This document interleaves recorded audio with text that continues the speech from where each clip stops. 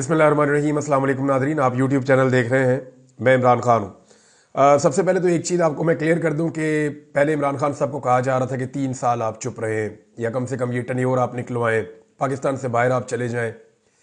फिर इमरान खान साहब को कहा गया कि नहीं, आप जो है वो 2 साल तक चुप रहें। फिर जब देखा कि इमरान खान साहब नहीं मान रहे तो फिर 1 साल तक आ गए। हम ये खबरें भी सुनते रहे और बहुत सारे लोग ये बात करते रहे, मीडिया के सोर्सेज से भी ये चीज़ें आती रहीं, पाकिस्तान तहरीक इंसाफ के लोग भी ये बातें बताते रहे वक्तन फ़वक्तन। अभी जो लेटेस्ट कुछ अर्सा पहले खबरें आई थी उनमें यह था कि 6 माह तक के लिए इमरान खान साहब को कहा जा रहा है कि 6 माह का एक ग्रेस पीरियड दे दें, को फेस सेविंग दे दें इस्टेब्लिशमेंट को और हुकूमत को, और ये वक्त किसी तरह निकलवा दें। लेकिन इमरान खान साहब ने वो 6 महीने भी नहीं दिए और अब चंद दिनों की बात की जा रही है। यानी ये कहा जा रहा है कि चंद दिन तो इमरान खान साहब खामोश रहें ताकि कोई मामला हल हो जाए, मुज़ाकरात किसी नतीजे पे पहुंच जाए या दोनों तरफ से कोई चीज़ें हो जाए। इमरान खान साहब खामोश होने पर तैयार नहीं है। देखिए, जितना इमरान खान साहब को मैं जानता हूं या जो उनकी अंडरस्टैंडिंग पाकिस्तान की कौम को हुई है कि एक्चुअली इमरान खान क्या है, तो अपनी मर्जी से तो इमरान खान साहब जितना दिल करे वो चुप रह सकते हैं, जितनी देर तक चाहे वो खामोश रह सकते हैं, वो इसी को एक टेस्ट मैच में बदल सकते हैं। लेकिन अगर इमरान खान की मर्जी नहीं होगी तो ज़बरदस्ती आप उनको चंद दिन तो बहुत दूर की बात है, चंद मिनट भी आप इमरान खान साहब को खामोश नहीं करवा सकते। उन्हें जब मौका मिलेगा वो बात करेंगे और खुलकर बात करेंगे। इमरान खान साहब ने जेल में अपनी फैमिली से, वकला से और मुख्तलिफ लोगों से अलग अलग बात की है। वो जो उनकी बातचीत है वो कंपाइल हो रही है। मैं अगले वीलॉग में आपको बताऊंगा कि एक्चुअली इमरान खान साहब ने क्या स्टेटमेंट दिया है और उनका लेटेस्ट स्टेटमेंट आज के हवाले से क्या है, नेक्स्ट वीलॉग में आ जाएगा। लेकिन चंद चीज़ें जो बाहर आई वो मैं आपके साथ शेयर कर देता हूं। एक तो इमरान खान साहब ने दोबारा से ओवरसीज पाकिस्तानियों से अपील कर दी है। इमरान खान ने कहा कि ओवरसीज पाकिस्तानी तरसीलात ज़र जो है उनको रोक दें। ये अलीमा खान साहिबा ने बाहर आके ये बात बताई है और उन्होंने कहा कि मुल्क में कानून की हुक्मरानी बचाने के लिए तरसीलात ज़र की जो मुहिम है उसको रोकने की, उसको भरपूर हिस्सा लेना चाहिए।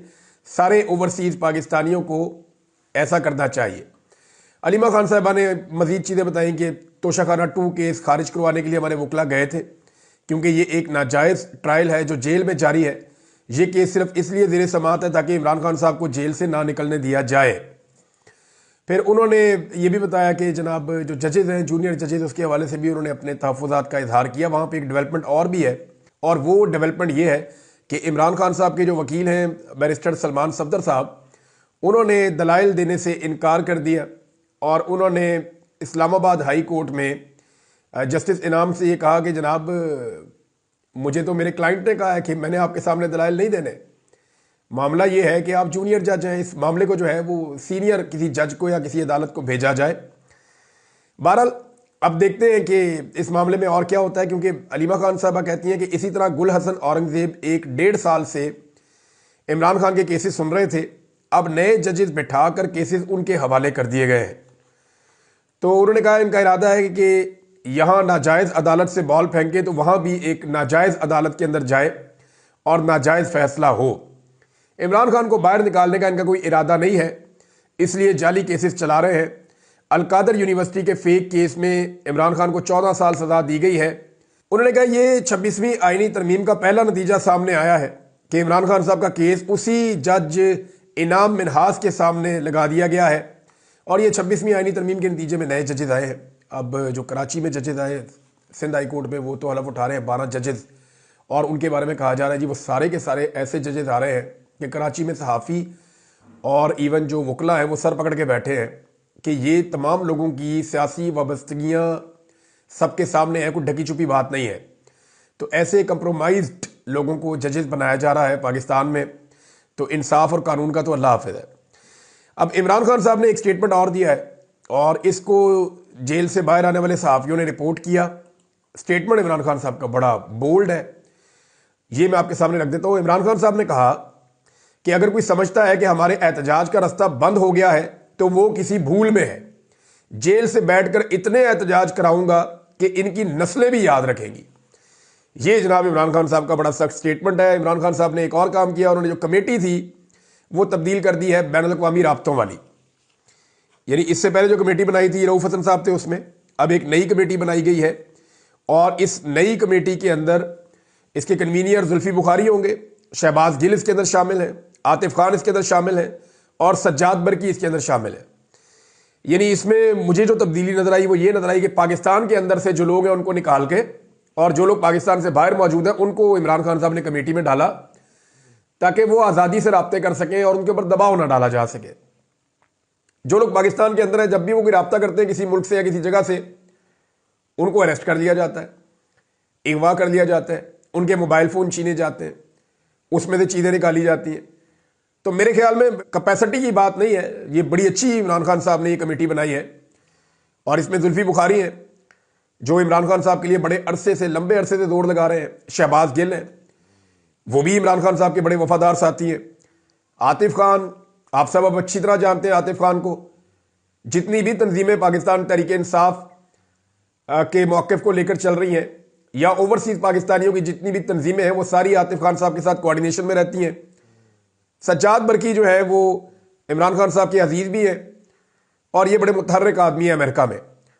तो इन सारों को इकट्ठा करके इमरान खान साहब ने अब कमेटी बनाई है और बैनुल अक़वामी राब्ते अब मेरी इत्तला के मुताबिक अब ये लोग तेज़ करेंगे आने वाले दिनों में। नाज़रीन, एक और खबर है और वो ये है कि इमरान खान साहब ने इस बात पे बार बार कहा और बार बार उन्होंने अपनी पार्टी को ये ना सिर्फ कहा बल्कि इसके ऊपर एक कमेटी भी बनाई, लेकिन किसी किस्म का अमल दरामद नहीं हुआ।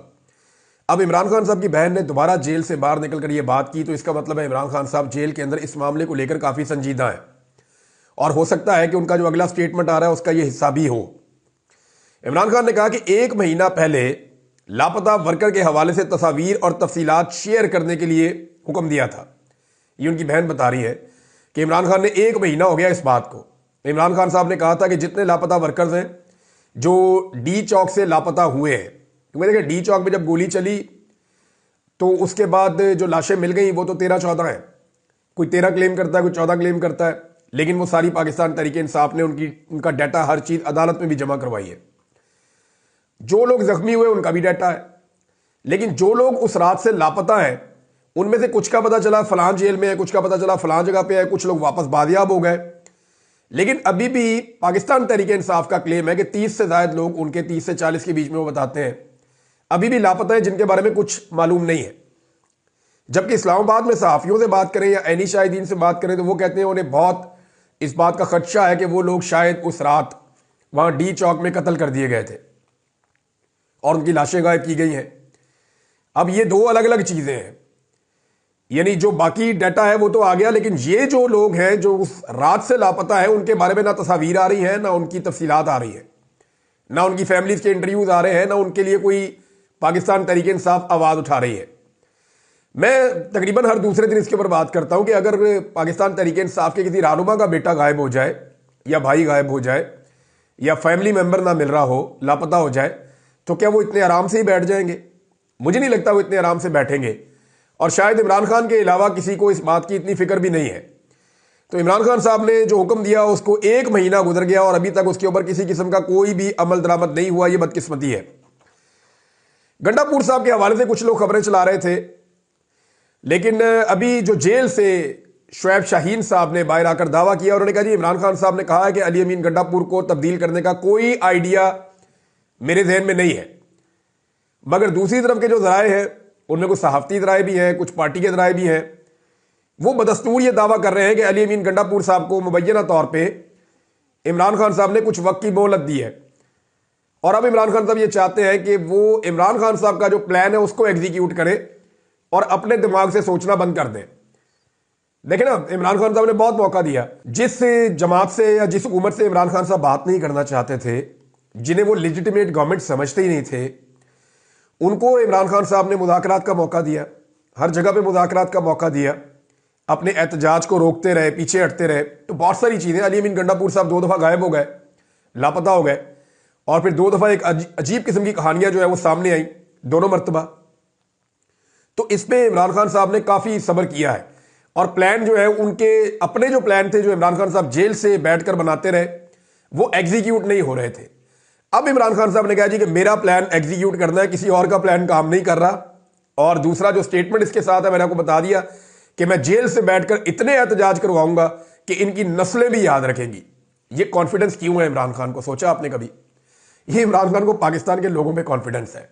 इमरान खान को यह पता है कि उसकी 28 साल की मेहनत ज़ाया नहीं हुई। ये 28 साढ़े 28 साल वो जो पाकिस्तानियों से मिलता रहा और हर जगह पे जाता रहा, पाकिस्तान के कोने कोने में इमरान खान साहब गए। मेरे ख्याल में उनसे ज़्यादा ट्रैवल शायद किसी और लीडर ने ना किया हो पाकिस्तान में। पाकिस्तान के हर कोने तक इमरान खान साहब गए अपनी सियासत के चक्कर में और बाकी दीगर मामलात में। उन्होंने बहुत ट्रैवल किया पाकिस्तान में और बेशुमार लोगों से उन्होंने मुलाकातें भी की हैं। तो जितनी बड़ी सोशल लाइफ इमरान खान ने गुजारी है, उन्हें इस बात का यकीन था कि नौजवान और पाकिस्तानी उनका साथ नहीं छोड़ेंगे। अब उन्हें लगता है कि वो जितने चाहे एहतजाज करवा सकते हैं जेल के अंदर से, और ये बहुत कॉन्फिडेंट आदमी ऐसा स्टेटमेंट दे सकता है जो बहुत मजबूत आसाब का आदमी हो। बहरहाल इमरान खान साहब ये कह रहे हैं, आने वाले दिनों में इसका टेस्ट हो जाएगा कि मामला किस तरफ जाता है। नाज़रीन, एक और जो इंतहाई अफसोसनाक काम किया गया, जो जिस तरह का एक अजीबोगरीब कानून बना दिया है पीका कानून को। पीका कानून कोई बुरा कानून नहीं था, कानून सख्त से सख्त होना चाहिए, लेकिन वो इस तरीकेकार का होना चाहिए कि उसके अंदर आपके पास अदालत मौजूद हो, आपके पास वकील की सहूलत मौजूद हो, आपको गिरफ्तार करने से पहले एक पूरा प्रोसीजर हो, सारी चीजें जो है वो बाय द बुक चलनी चाहिए, जो तरीकाकार है। इस दफा तो इन्होंने ऐसा कर दिया जिसको चाहे उठा लें और उठा के बंद कर दें, बाद में देखेंगे इसका करना क्या है। और महीनों तक किसी भी बंदे को अंदर रख सकते हैं, ना अदालतों में सुनवाई का कोई रास्ता छोड़ रहे हैं, ना कोई सवाल जवाब, ना कोई और चीज। यानी आपके हिस्से में, आपके खाते में कोई भी चीज डाल दे कोई बंदा और आपको उठाकर जेल में डाल दे, तो 2-2.5 महीने आपको यह साबित करने में, 3 महीने, और अगर आप तगड़े बंदे नहीं है तो आपको 6 महीने, साल भी लग सकता है सिर्फ यह साबित करने में कि यह वाली बात तो मैंने कही नहीं थी। तो ये इस तरह का इन्होंने काला कानून बना दिया। इसके ऊपर सहाफती तंजीमों ने और सहाफ़ियों ने पूरे मुल्क के अंदर एहतजाज किया। यानी मुल्क के हर कोने के अंदर सहाफ़ी निकले हैं पाकिस्तान में, उन्होंने एहतजाज किया। लाहौर में, इस्लामाबाद में, पेशावर में, कराची में, हर जगह पे सहाफ़ी निकले। उन्होंने पीका कानून के खिलाफ ना सिर्फ एहतजाज किया बल्कि उन्होंने इसकी बहुत मजम्मत की। सहाफ़ियों पे इस्लामाबाद में कुछ तशद्दुद भी रिपोर्ट हुआ, अपोजिशन ने इसके अंदर शमूलियत की है, जबकि पाकिस्तान तहरीक इंसाफ ने कहा जी हम इसको अदालत में चैलेंज करेंगे। ये तो सहाफ़ी भी अदालत में जाएं और जाकर इसको चैलेंज करें। इस्लामाबाद में जो है वो बड़ी तकरीब हुई है सहाफ़ियों की, वहाँ पे एक तगड़ा एहतजाज हुआ है सारे मामले को लेकर। एक और नाज़रीन अफसोसनाक चीज़ है जो मैं आपके साथ शेयर करना चाहता हूँ, वो अनवर मकसूद साहब के हवाले से। वो एक निजी प्रोग्राम में बात कर रहे थे, उन्होंने कहा जी कि उनकी जो आमदोरफ्त है या उनका जो मूवमेंट है वो कुछ महदूद है। यानी वो ये बता रहे थे कि वो जो काम करना चाहते हैं वो नहीं कर सकते, वो कहीं ट्रैवल करना चाहते हैं वो नहीं कर सकते, लिहाजा उनके ऊपर कुछ ऐसी पाबंदियां सी लगी हुई हैं। जो क्लिप मैंने देखा उसमें ये चीज़ वो कह रहे हैं अपने मुंह से। अनवर मकसूद साहब पाकिस्तान के लेजेंड अदाकार हैं और उनका बड़ा कंट्रीब्यूशन है पाकिस्तान टेलीविज़न के अंदर। बेशुमार लोग जो है वो उनको फॉलो करते हैं, उनसे लोगों ने बहुत सीखा है और उनका एक बड़ा लंबा पूरा एक दौर है, पूरा एक इंस्टीट्यूशन है। अनवर मकसूद साहब उन्होंने बहुत काम किया है। अब मामला यह है कि इस तरह के लोगों को सिर्फ उनकी ओपिनियन के ऊपर या उनकी आज़ादी इज़हार राय को दबाने के ऊपर एस्टेब्लिशमेंट और हुकूमत निशाना बना रही है। और मेरा नहीं ख्याल कि हुकूमत जो है वो इस लेवल तक जा सकती है। एक्चुअली इसके पीछे पाकिस्तान की मिलिट्री एस्टेब्लिशमेंट है। देखें, परवेज मुशर्रफ के दौर में परवेज मुशर्रफ साहब का अपना क्लाउन बनाकर टीवी चैनल्स टीवी पे दिखाते थे। जरा एक लम्हा आप सोचिए ना, परवेज मुशर्रफ का दौर था, तमाम सियासतदानों के क्लाउन बनते थे। परवेज मुशर्रफ का भी छोटे से कद का एक क्लाउन बना हुआ था। वो बंदा मेकअप करके आ जाता था, परवेज मुशर्रफ बन के यूनिफॉर्म पहन के आ जाता था, हर जगह खड़ा होकर तकरीरें करता था, परवेज मुशर्रफ की तरह की एक्टिंग करता था। तो एक वो भी दौर था। यानी डिक्टेटर के दौर में मीडिया को इतनी आज़ादी थी कि वो डिक्टेटर का भी मजाक कर सकते थे।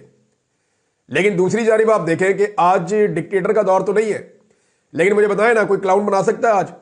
चले आसिम मुनीर साहब का बना सकता है, DGISI का बना सकता है, जनरल बाजवा का भी नहीं बना सकते, रिटायर होकर चला गया है। और जनरल बाजवा के हवाले से तो इतनी बड़ी खबर है, आने वाले दिनों में मैं आपको दूंगा कि आपके 14 तबक रोशन हो जाएंगे। जिन लोगों को अभी भी कोई गलत फहमी है जनरल बाजवा के हवाले से, तो खबर बड़ी जबरदस्त आने वाली है। बाजवा साहब ने एक गेम डाली है अभी हाल ही में और उसकी तफसीलात मेरे पास पहुंच रही हैं, वो मैं आपके साथ आने वाले दिनों में शेयर करूंगा। नाज़रीन, जस्टिस मोहसिन अख्तर कियानी साहब, इन्होंने एक स्टेटमेंट दिया है। मैं आपको वो खबर पढ़ के सुना देता हूं, आपको आइडिया हो जाएगा। उन्होंने कहा कि 26वीं आईनी तरमीम की बुनियाद एक खत है जिसने पूरे पाकिस्तान के निज़ाम को तब्दील कर दिया है। उम्मीद है कि सुप्रीम कोर्ट का फुल कोर्ट बेंच जो बनेगा वो उसे सुनेगा और यह मसला हल होगा। यह Islamabad high court bar association की तकरीब थी, इससे खिताब कर रहे थे जस्टिस मोहसिन अख्तर कियानी। उन्होंने कहा जी 26वीं आईनी तरमीम की बुनियाद एक खत है जिसने पूरे निज़ाम को बदल कर रख दिया है, मुझे इस खत का जिक्र करने की ज़रूरत नहीं है। फिर उन्होंने जजेस के हवाले से कहा कि डेपुटेशन पे आए हुए जजेस को हम वापस भेजेंगे, मैंने चीफ जस्टिस से दरखास्त की है, हम यहाँ इस्लामाबाद के ही जजेस को तैनात करेंगे। यानी डेपुटेशन पे हुकूमत चाह रही है कि कोई सिंध से पकड़ें जज, कोई लाहौर से पकड़ें जज, कोई पेशावर से, जहाँ से दिल करे अपनी मर्जी के जजेस ला के इस्लामाबाद में इंडक्ट कर दिए जाएँ। लेकिन उन्होंने कहा जी इसकी मुखालफत करेंगे, इस्लामाबाद से जजेस आने चाहिए। अभी 2 जजेस नए आए भी हैं। मोहसिन अख्तर कियानी साहब की अदालत में अगर आप जाएँ ना नाजरीन, तो आपको बिल्कुल अलग माहौल मिलता है। मैं स्पेशली केस सुनने के लिए गया था अहमद फरहाद साहब का, तो जिस शफकत के साथ और जिस मेहरबानी के साथ वो केस सुन रहे थे और जिस तरह उन्होंने दबाव डालकर अहमद फरहाद को बाजियाब करवाया चंद दिनों के बाद, तो मैं उन्हें ये कहने पर मजबूर हो गया। मैंने कहा जज साहब अगर आप मेरा केस भी सुन रहे होते, मेरी बदकिस्मती है कि आप नहीं थे, अगर आप मेरा केस भी सुन रहे होते तो मुझे 5 महीने एजेंसियों की हिरासत में ना रहना पड़ता। तो जज साहब ने मुझे वहाँ पे जो है वो उन्होंने कहा जी हम आपकी तकलीफ समझ सकते हैं। उन्होंने मुझे दुआ भी दी उस वक्त। तो मुझे महसूस हुआ कि जज ऐसा होना चाहिए। मैं आमिर फारूक साहब की अदालत में भी गया, मैं बाकी जजेस की अदालत में भी जाता रहता हूँ, तो बहुत कम ऐसा लगता है कि जो सामने बैठा हुआ जज है ना, उसको देख के आपको कॉन्फिडेंस आता है कि नहीं यहां से मुझे इंसाफ मिलेगा। तो वो जस्टिस मोहसिन अख्तर कियानी साहब है। अब ये खत कौन सा है जिसका वो जिक्र कर रहे हैं, सारी दुनिया जानती है। ये वो खत है जो 6 जजेस ने लिखा था। उसके बाद पाकिस्तान की अदलिया का हुलिया ही बिगाड़ दिया गया। लेकिन यही खत है ना जिससे सारा मामला शुरू हुआ, वरना जजेस तो कभी बोलते ही नहीं थे, खुल के सामने ही नहीं आते थे। पहली ही मरतबा 6 जजेस ने हिम्मत की, वो खड़े हो गए, उन्होंने कहा नहीं हमारे ऊपर इदारे दबाव डाल रहे हैं, हमें एजेंसियां तंग कर रही हैं, हमें हमारा काम नहीं करने दिया जा रहा, रोका जा रहा है। तो जब जज खड़े हो गए, डट गए, तो बाकी सारे बैठ गए। उसके बाद पाकिस्तान के अंदर जो एस्टेब्लिशमेंट है उसने फैसला किया कि भाई जजेस को काबू करो, ये तो मसला बन जाएगा हमेशा के लिए। और अब ऐसी भर्तियां लगातार धड़ाधड़ की जा रही हैं कि पूरी अदलिया का हुलिया 26वीं आईनी तरमीम के बाद बिगाड़ा जा रहा है। अब ये जो कुछ भी हो रहा है ये आपके सामने नाज़रीन, आप ये देख सकते हैं। और अदलिया का इससे बुरा हाल तो कभी नहीं था। तो ये उस खत के नतीजे में हुआ। मोहसिन अख्तर कियानी साहब को ऐसा लगता है, और एग्जैक्टली ये एक हकीकत भी है। नाज़रीन, अमेरिका के हवाले से एक बड़ी खबर है, और खबर यह है कि अमेरिका ने पाकिस्तान की इमदाद रोक दी है। यानी जो इमदाद अमेरिका पाकिस्तान को देता था, अमेरिका ने वो इमदाद रोक दी है। ये इमदाद अमेरिका ने सिर्फ पाकिस्तान की नहीं रोकी, और भी मुल्कों की रोकी है। लेकिन इस इमदाद के रुकने से पाकिस्तान को क्या नुकसान होगा, ये तफसीलात मैं आपको बताता हूं कि तवानाई के 5 शोबे बंद हो जाएंगे बड़े, ज़रूरी तरक्की के 5 बड़े शोबे बंद हो जाएंगे, और मईशत की तरक्की के 4 शोबे बंद होने जा रहे हैं। जमहूरियत, इंसानी हुकूक, गवर्नेंस पर भी जो इमदाद है अमेरिका की वो भी बंद हो रही है। तालीम और सेहत के 8 मनसूबे वो भी बंद होने जा रहे हैं। गवर्नेंस के 11 मनसूबे जो हैं वो बंद होने जा रहे हैं। तो तवानाई के 5, ज़रूरी तरक्की के 5, माशी तरक्की के 4, ये सारे मनसूबे पाकिस्तान में बंद हो रहे हैं। वजह क्या है कि अमरीकी इमदाद रुक गई है।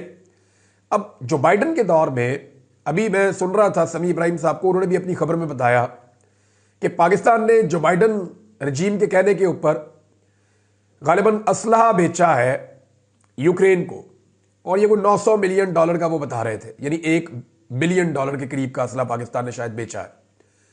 और उसके बदले में पाकिस्तान को IMF ने बड़ी सपोर्ट दी है, अमेरिकन गवर्नमेंट ने बड़ी सपोर्ट दी है, बड़ी इमदाद आती रही है पाकिस्तान में। लेकिन अब वो इमदाद नहीं आ रही, क्योंकि जो बाइडन जो है वो सर से उसका हाथ उठ गया है। तो इस इमदाद की बहाली के लिए पाकिस्तान को कामयाब सफारतकारी चाहिए।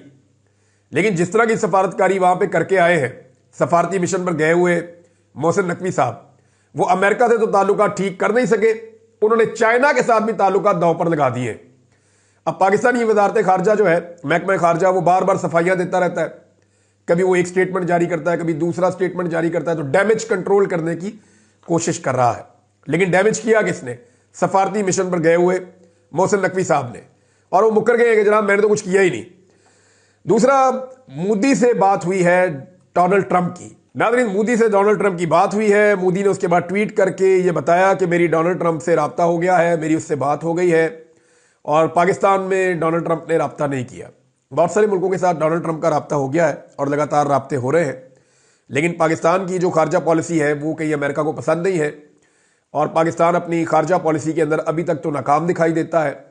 क्योंकि खारजा पॉलिसी का इनका एक ही नुक्ता है आजकल, चाहे अफगानिस्तान के ऊपर अटैक करना चाह रहे हो, चाहे इंडिया के साथ दोस्तियां करना चाह रहे हो, चाहे ये कश्मीर पे कंप्रोमाइज करना चाह रहे हो, चाहे ये फलस्तीन और इसराइल के मामले के ऊपर अपनी अवाम के ऊपर जूते और डंडे बरसा रहे हो, ये सारा कुछ एक ही चीज सोचकर कर रहे हैं कि इमरान खान से किसी तरह हमारी जान छूटी रहे। अगर आपने अपनी सारी की सारी खारजा पॉलिसी एक नुक्ते पे रख के बनानी है ना कि इमरान खान से जान छूट जाए, और मुल्क को आपने सामने नहीं रखना, सिर्फ आपने एक सियासी मुखालिफ को सामने रखना है कि इस बंदे से कैसे बचना है, ये आपकी अगर खारजा पॉलिसी है ना, तो ये दुनिया में कहीं भी काम नहीं करेगी और दुनिया में कोई इसे तस्लीम भी नहीं करेगा। अब तक के लिए इतना ही। अपना ख्याल रखिएगा, अपने इस चैनल का भी। अल्लाह हाफिज।